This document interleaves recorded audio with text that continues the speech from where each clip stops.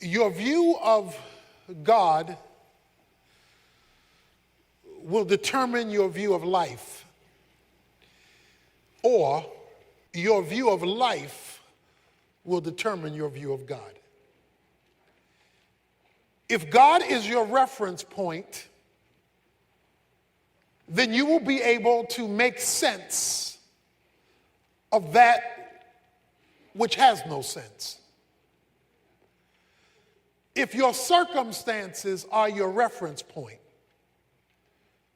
then you will neither be able to make sense of life or God, because you have an inverted view. The second most important truth you could ever learn as a Christian is what I want to speak to you about. I say the second because the first thing that you need to learn is salvation by faith in Christ. Becoming a Christian is the first thing. Nothing can preempt that as the first understanding. To understand and respond to the gospel is of first importance.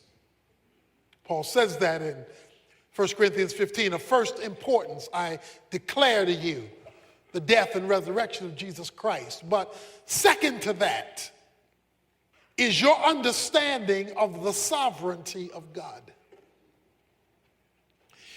If you do not understand the sovereignty of God, then you will not be able to make sense of life.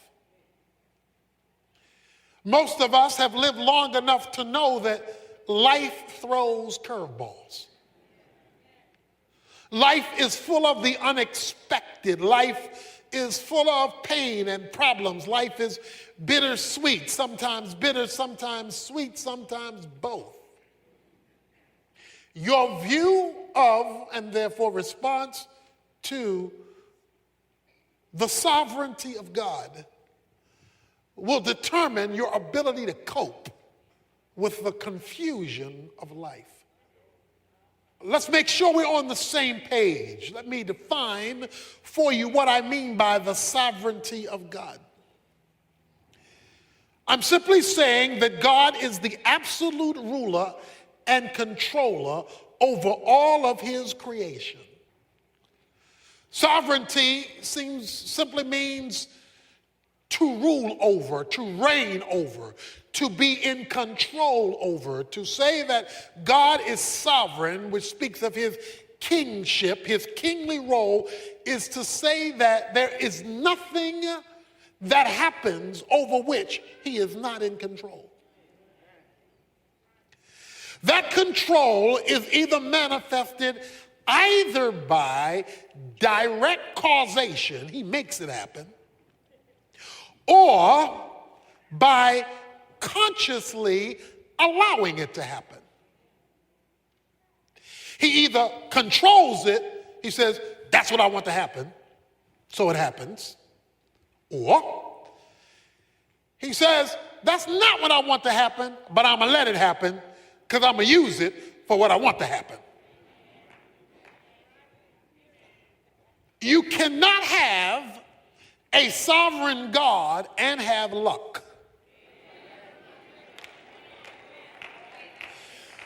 You cannot have a sovereign God and have chance. You cannot have a sovereign God and have fate. Because that means those terms refer to things happening haphazardly, with no order to them, with nothing in control. They just show up. God's sovereignty says that things don't happen, things are under control when they're out of control. Or I like the way Ephesians 1:11 says it, that God does everything after the counsel of his own will. Everything.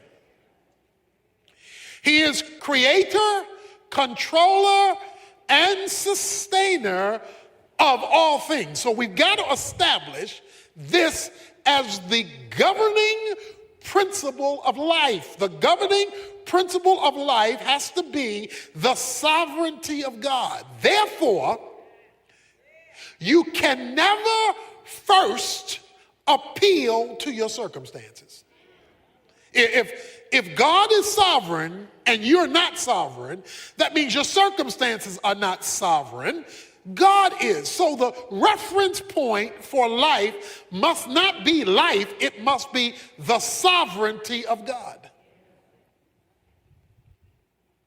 This leads me to probably the greatest verse, I would say, in the Old Testament, maybe in the Bible, when it comes to life circumstances, as it comes to the intersection of the sovereignty of God, and that is found in Genesis 50. It comes at the end of a saga of a young man's life that we have spoken of often. His name is Joseph. Joseph has been sold into slavery by his brothers who were jealous of him. Joseph, having been sold into slavery, winds up working for a man named Potiphar, because the slave owners took him to Egypt.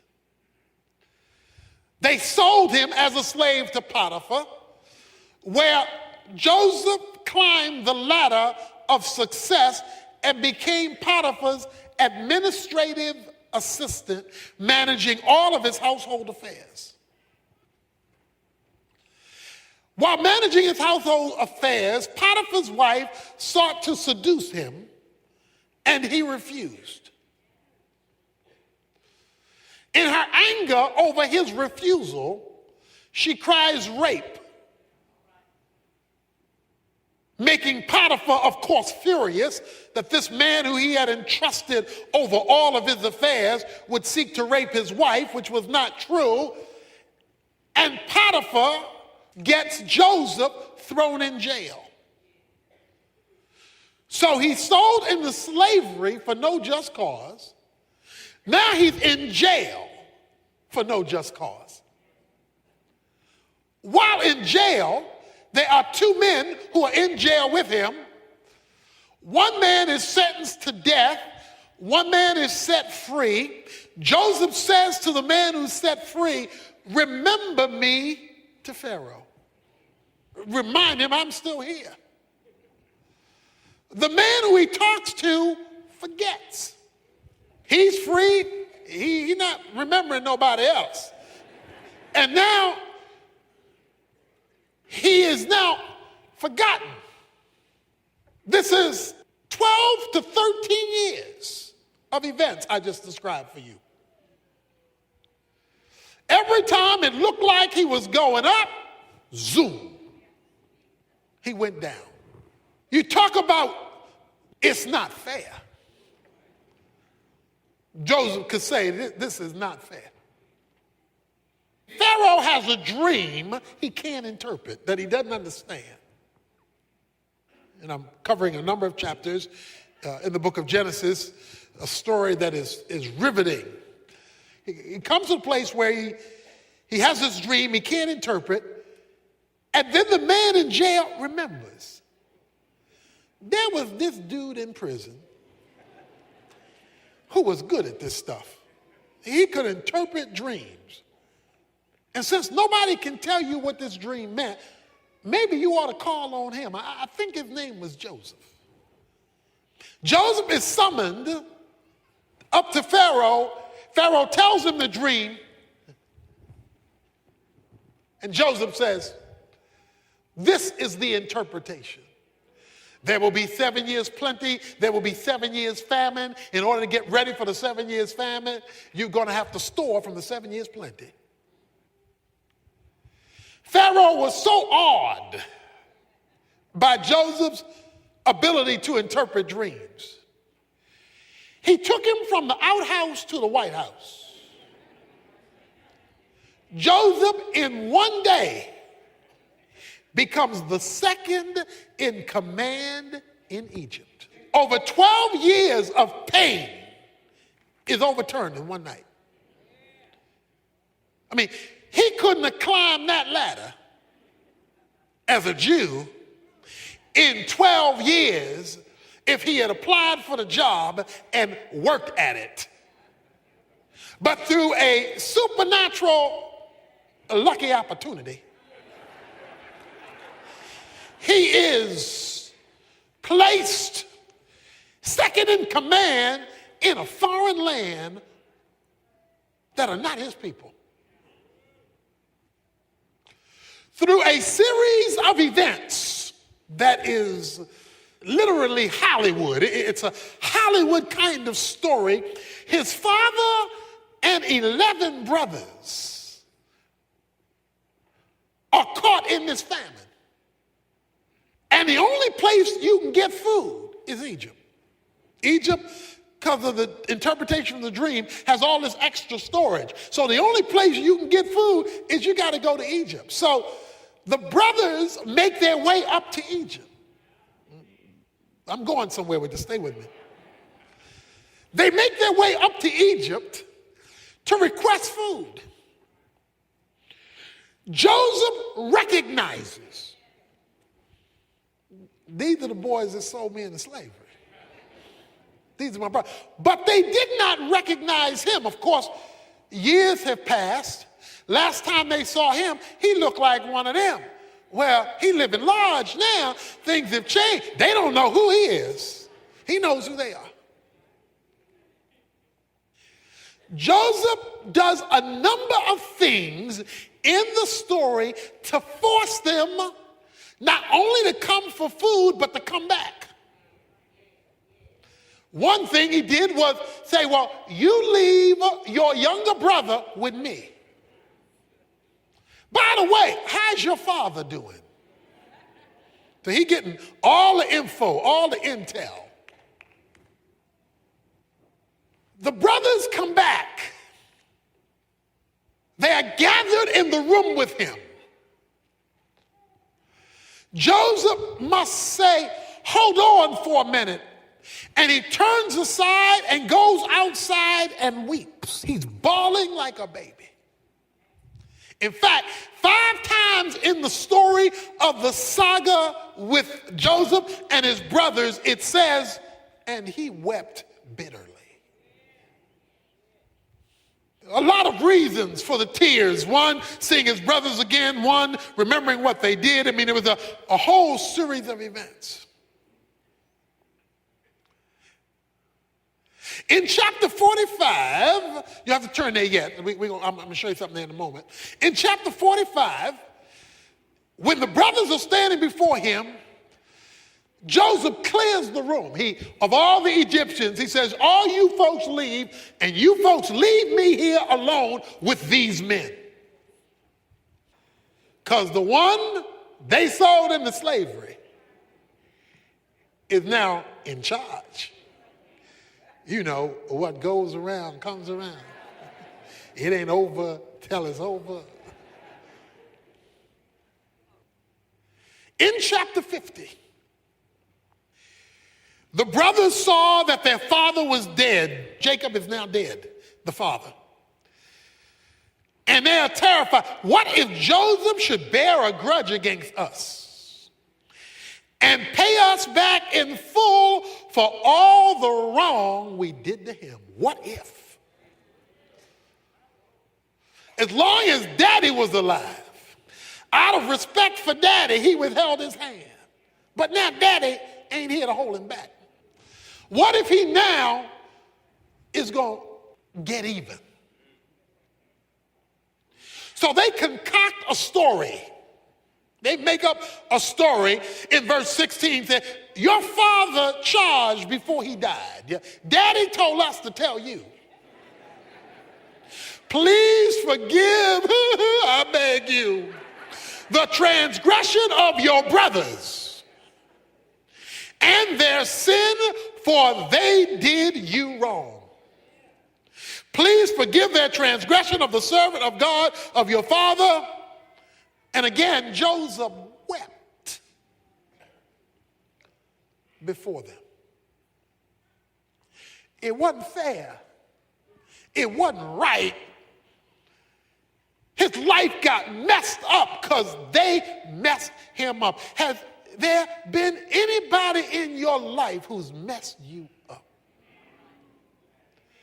What they did to you, what they did about you, how they put you down, how they treated you, how they reneged on you, whatever, it has messed you up for years.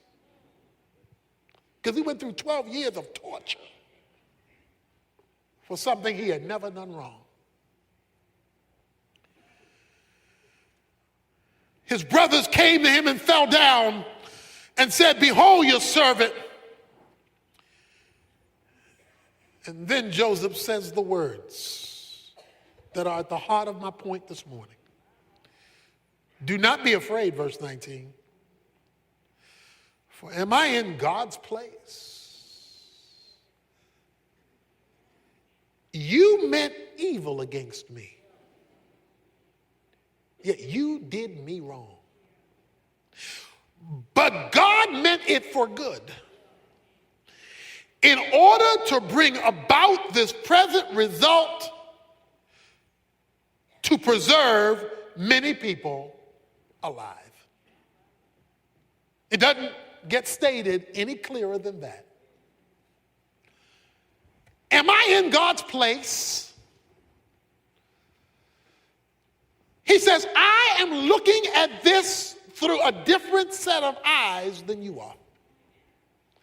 You're looking at what you did to me, and what you did to me was wrong, but what you did to me is not my final reference point.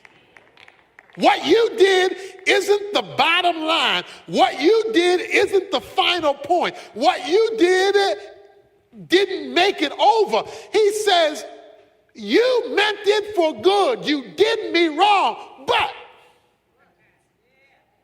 you meant it for evil. You did me wrong, but God meant it for good, to bring about this present result. When life treats you wrong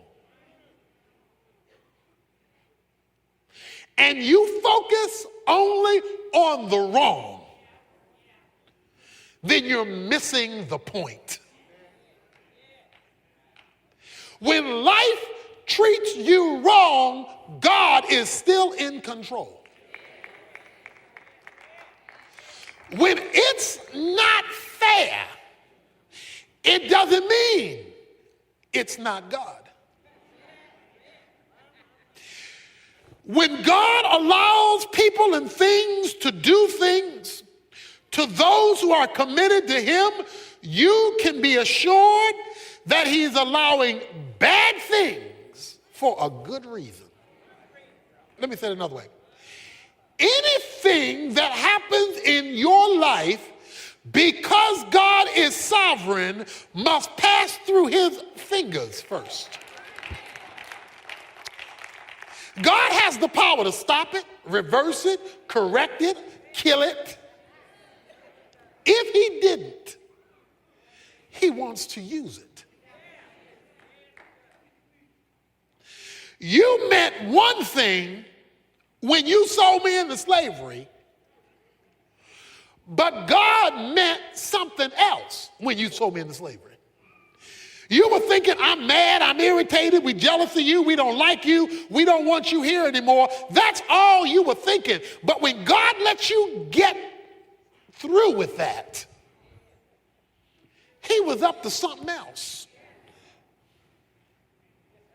He says, and the reason God did it in verse 20 is that he might bring about this present result. He allowed an event 13 years ago to bring us to today. He allowed a negative in our past to bring about what you're looking at right now. In fact, boys, thank you for sending me into slavery. Because when you put me in that hole and lied to daddy and told him I was dead, God allowed the Ishmaelites to come up and see me. And they took me. God allowed me to be sold by them to Potiphar. Then God allowed me to be put in prison for a crime I didn't commit to bring about this present result. And he says, and to save the life of many. When you read the life of Joseph, there is a phrase that follows him all through his life. And the phrase is simply, and the Lord was with Joseph. He gets accused of a crime he doesn't commit, and guess what the phrase is? And the Lord was with Joseph. He gets thrown into prison, and the first phrase you read when he gets thrown into prison is, and the Lord was with Joseph. How can the Lord be with me when all hell is breaking loose?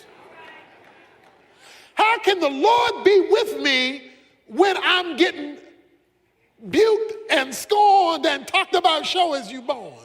How can the Lord be with me when I've lost my job? How can the Lord be with me when my friends turn their back on me? How can the Lord be with me when my finances aren't where they ought to be? How can the Lord be with me? The Lord can be with you when things are against you because God is looking at where you're going, not where you are.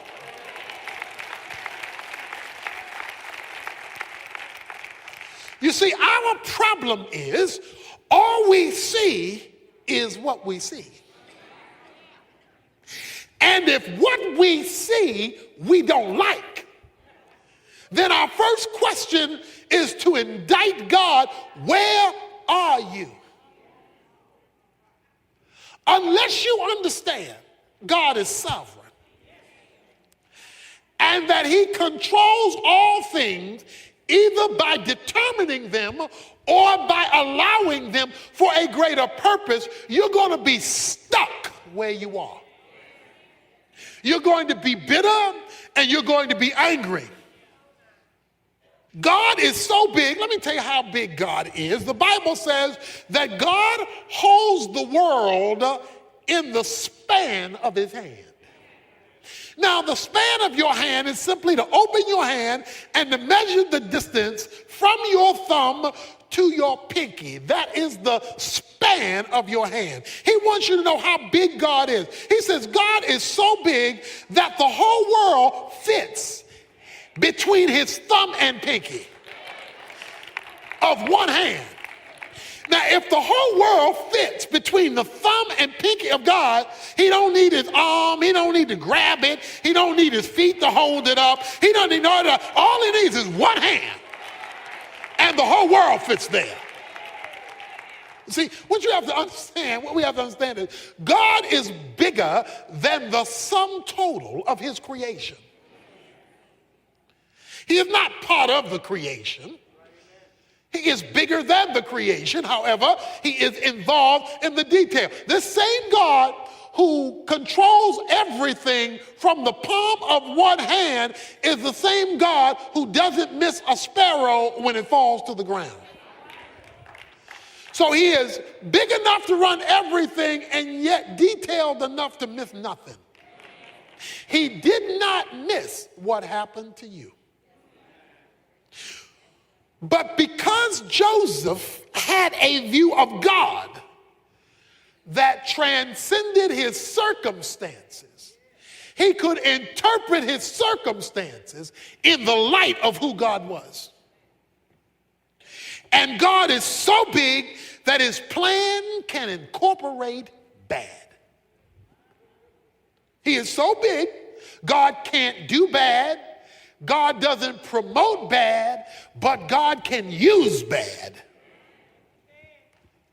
for his plan. One of the proofs or tests of your spirituality is whether you see the hand of God when you're looking at the hand of man. I hope you didn't miss that. One of the tests of your spiritual progress is whether you see the hand of God when you're looking at the hand of man, especially when the hand of man is negative. Yeah, you get your praise on when the hand of man is good. Because then you're seeing, well, that must be the hand of God. But when the hand of man is bad, if you are a spiritual person, you're watching the hand of God, using the hand of man in its evil, in spite of its evil. Joseph was confident in the plan of God. Look at chapter 45. Verse 4, then Joseph said to his brothers, please come closer to me. And they came closer. And he said, I am your brother Joseph, whom you sold into slavery. So this is where he calls them close. And now do not be grieved or angry with yourselves because you sold me here. I'm going to talk about that in a moment. For God sent me before you to preserve life. Don't get mad at what you did, because what you did, God did. For the famine has been in the land these 2 years, and there are still 5 years in which there will be neither plowing nor harvesting.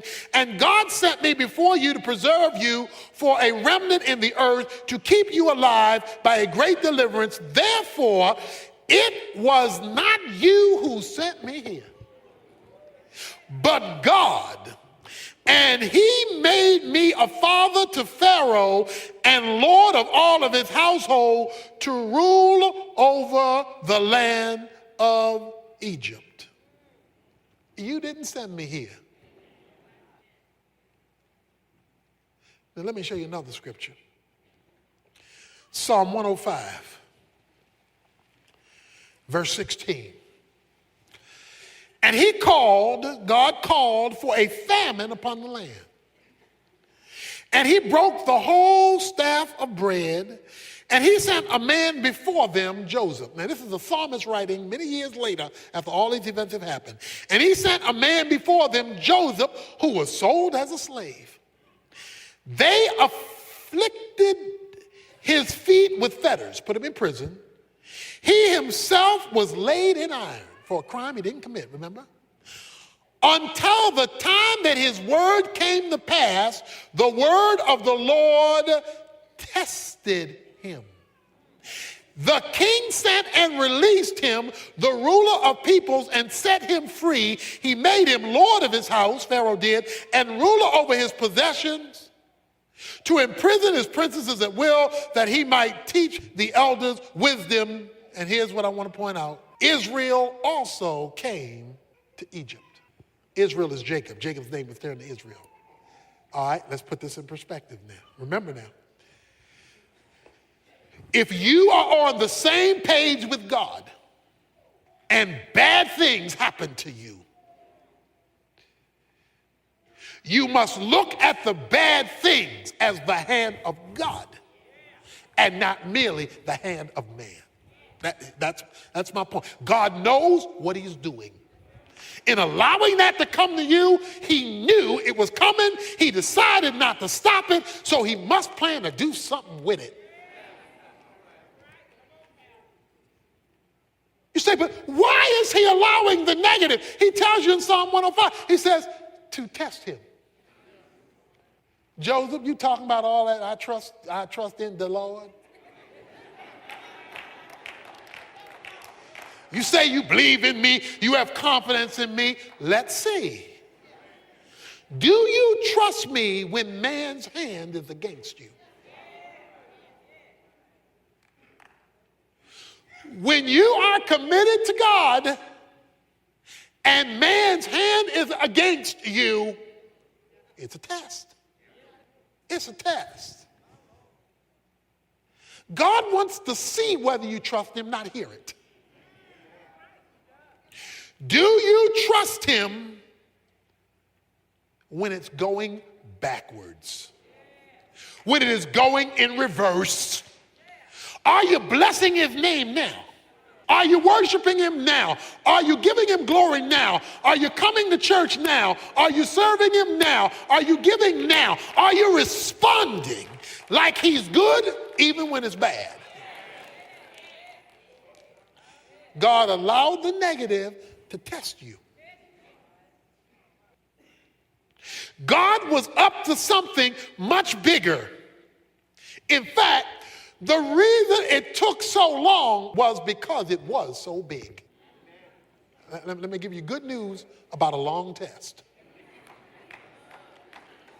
If you're in a long test, it's because there's a big reason. So let me tell you the reason. He says, Israel came to Egypt. God made a promise years earlier to their forefather named Abraham. I'm going to make of you a great nation. I am going to make of you a great nation, and when I make of you this great nation, as part of this process of bringing this nation into being, God says, you will be in a land called Egypt for 400 years. And out of that 400-year experience, I'm going to give birth to a nation that will come out of your offspring, and this nation shall be my people and shall glorify my name. That goes way back. That's what Joseph's great-granddaddy. That's way back. Question is, how was God going to keep his promise? He got Joseph's brothers to sell him into slavery. The slave owners sold him to an Egyptian. The Egyptian sent him to prison. He became the confidant of Pharaoh. He's the only one who could supply the food, which brings his 11 brothers up to Egypt. While they are now living in Egypt, they become the children of Israel, expanding in Egypt. So guess what? God used the negative in one man's life to keep a promise about the building of a whole nation.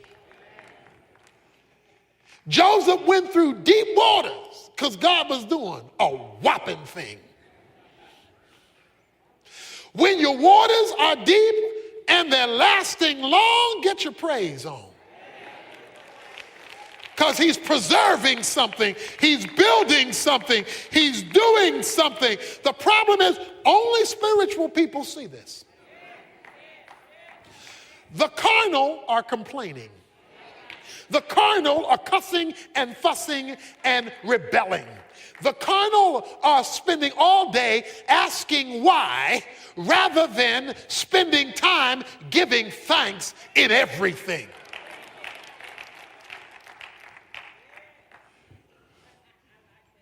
God is up to something.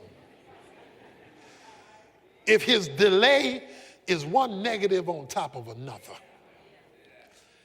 and you're walking with him. See, Joseph was walking with God. And because he was walking with God, it was not wasted time. If you're not walking with God, you don't know what is going on, and you're mad all the time.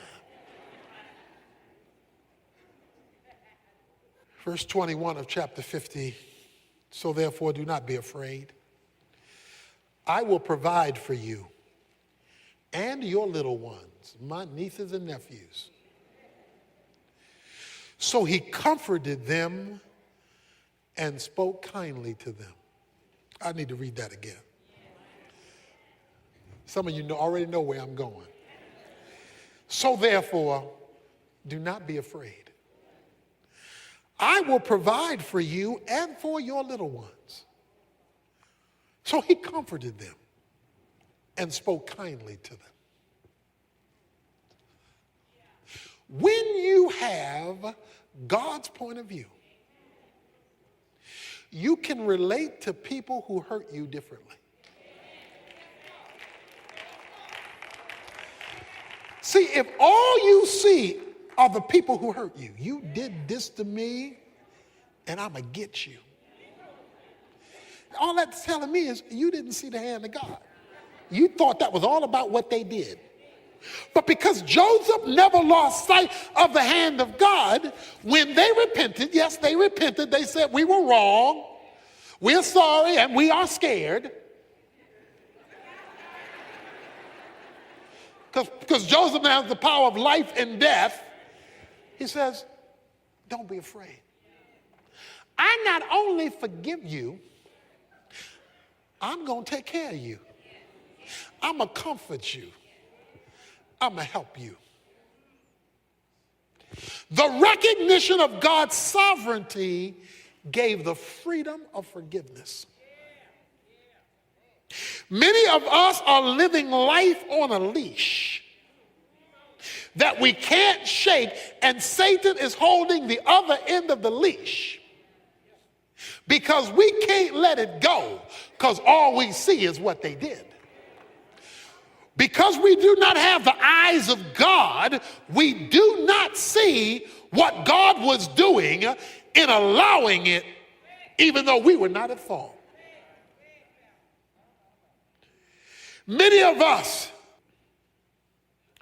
are in shackles and are looking for ways we can get them. I'm going to get them.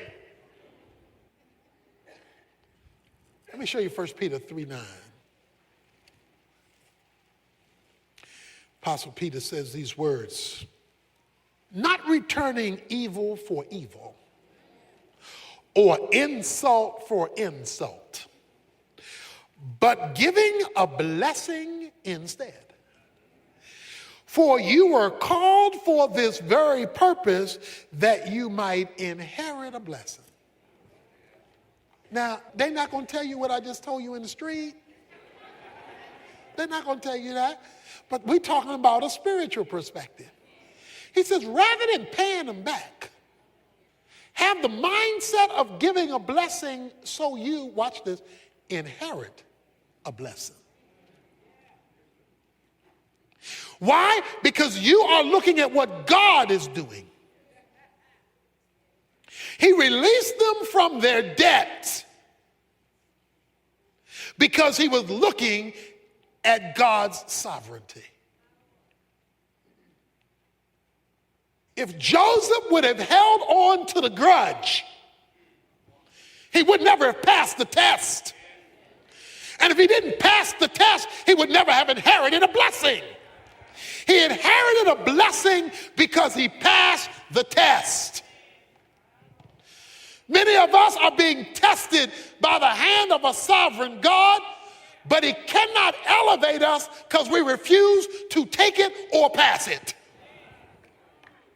And we're living in bitterness and anger because we saw the hand of man and missed the hand of God. It's time to push the delete button because you're looking at the hand of God. It's time to set somebody else free so you can be set free because you're looking at the hand of God. You're not stuck with the injustice because God is up to something. And he decided to use the injustice to get you where he wanted you to be. He said, God used it to bring me to this place. One of the reasons that I'm in Dallas today is a broken leg in a football game. A small thing, a broken leg in a football game. Pow! Broke my tibia and fibula in a football game. Taken to the hospital. Emergency surgery. I remember laying on the football field when this hit came. I was hit with a crossbody block after intercepting a pass. By the way, I held on to the ball.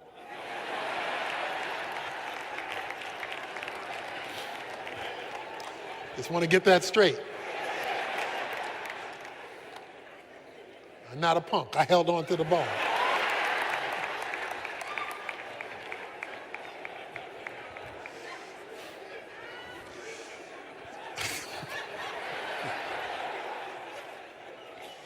I'm laying out on the field, and I will never forget it. I remember saying, as I laid out on the field, not my will, but thy will be done. Because like football was everything to me. I mean, I lived for football. But that produced a series of changes that led me to Bible college, where I met a professor who encouraged me to come to Dallas Seminary, where I met a professor who challenged me to start a church. And so we are here, as Joseph said, in this place. God wanted me in this place.